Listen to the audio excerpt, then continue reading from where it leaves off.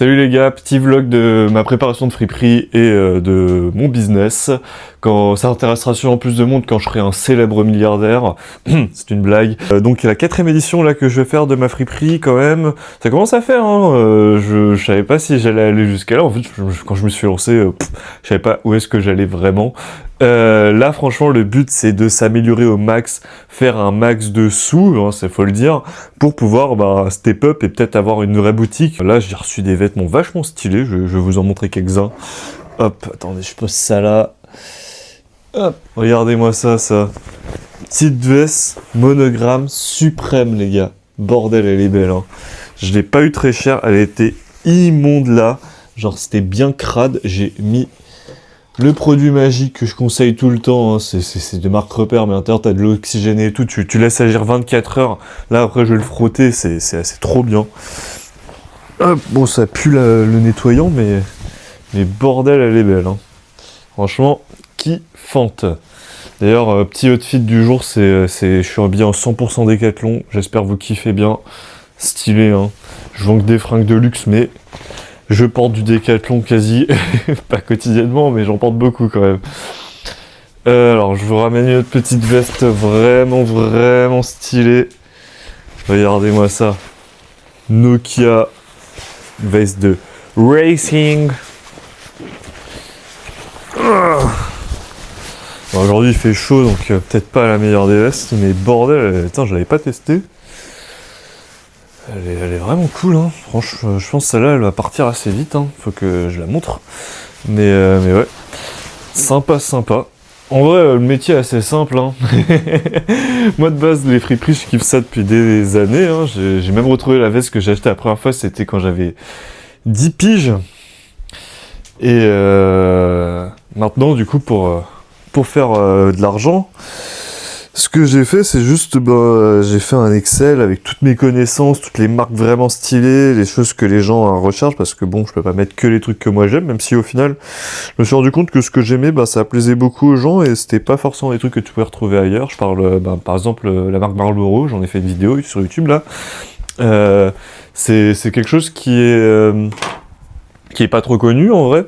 T'en trouvais très facilement, là t'en trouves un peu moins facilement, mais t'en trouves quand même, hein. Et du coup, les prix sont très bas, alors que t'es sur un vêtement super bien. J'essaye de les vendre pas trop cher, les 20, 30 balles, il y en a même que j'ai vendu à 10 balles et tout. Franchement, les gens sont contents.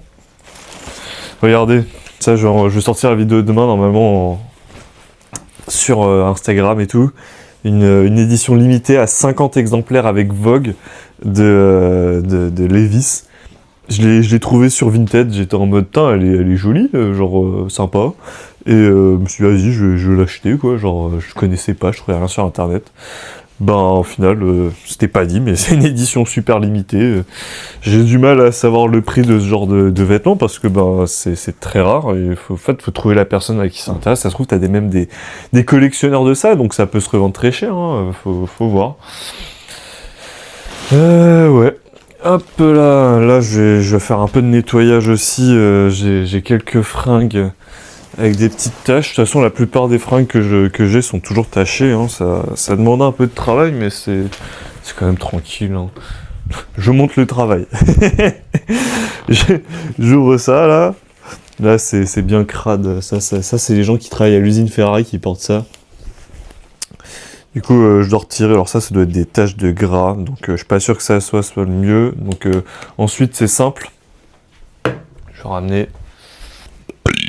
Ensuite, c'est simple, hein, tu balances du liquide vaisselle à la con, là. Et faut pas oublier de laisser agir pendant 24 heures. Parce que souvent, c'est ça le problème, c'est ce que j'avais avant. Bon, je frotte un peu, hein. Je suis même pas obligé, de toute façon je suis même pas...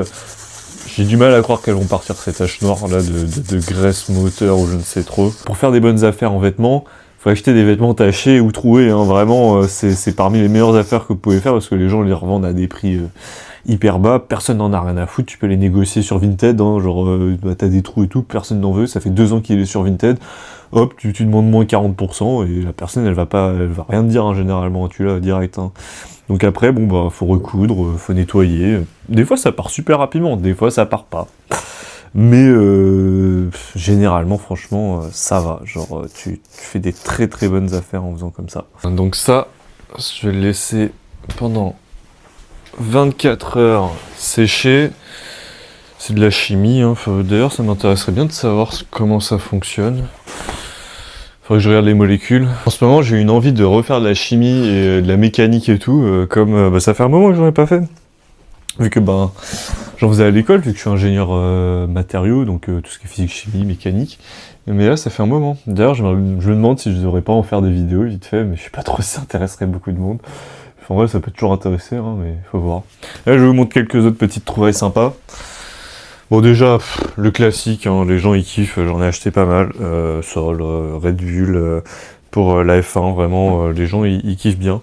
C'est assez marrant d'ailleurs, quand j'étais à Taïwan, ils en vendaient dans les D-Stock, alors D-Stock avec des vrais, hein, pas des contrefaçons et tout, mais ils les vendaient que dalle, hein, 4 € je crois. Alors qu'en France là maintenant c'est assez recherché, hein. T'as des gens ils les vendent facile sur Vinted à 30 € et quelques. Sachant que si ça part à ce prix-là sur Vinted, ça part très facilement en boutique, c'est ça le truc quoi. Regardez, c'est un petit blazer fleuri là, c'est la marque Carbone. Des fois j'ai des marques, je sais pas trop c'est quoi. Ça me fait un peu peur quand je connais pas la marque et que tu trouves pas trop sur internet, alors j'ai trouvé vite fait, mais ça me fait un peu peur parce qu'on sait jamais, tu sais, ça peut être un truc un peu à la chinoise quoi, même si t'as des vêtements chinois qui sont très beaux, qui peuvent partir très très cher hein, aussi, hein, parce que on va pas se mentir, quasi tous les vêtements viennent d'usines chinoises. Ils font pas de la merde et tout, c'est juste que j'ai pas envie d'arnaquer les gens en leur vendant des fringues plus chères que le prix de base. C'est le truc, c'est pour ça que ça me demande quand même beaucoup de recherche à l'avance, de connaître mes vêtements, connaître les marques et tout, et c'est pour ça que je vends énormément de vêtements de luxe. C'est que je sais à la base c'est des vêtements très chers, et du coup si t'achètes une chemisette, une chemise, un polo ou autre d'une marque de luxe pour 20-30 €, t'es content, parce qu'à la base ça coûte 500 €, tu vois, donc voilà quoi, genre c'est une bonne affaire.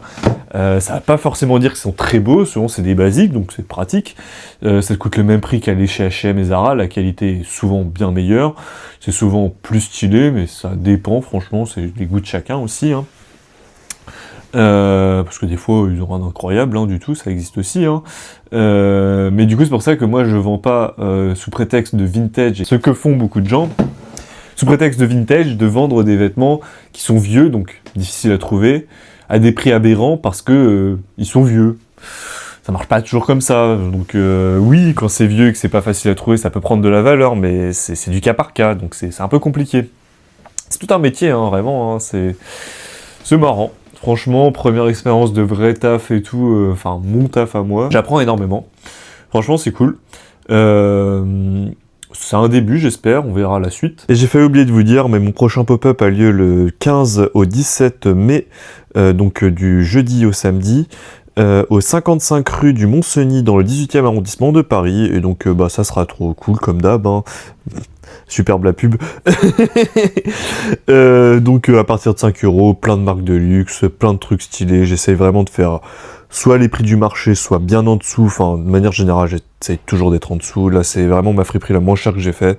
J'espère que vous serez nombreux, et puis voilà, hein, comme d'hab c'est cool, on peut discuter aussi et tout, même si vous trouvez rien, franchement ça vous permet de voir des beaux vêtements, de trouver des autres marques et tout, moi ça me dérange pas que les gens y viennent et qu'ils me posent des questions de comment trouver les vêtements pas trop chers et tout aussi, franchement c'est du partage, et voilà, c'est cool quand même. Donc n'hésitez pas à passer, moi ça me fait toujours plaisir de rencontrer du monde. Bon petit vlog simple, hein, franchement, rien de bien particulier. Je pense peut-être faire une petite vidéo sur comment ça s'est passé mon prochain pop-up là.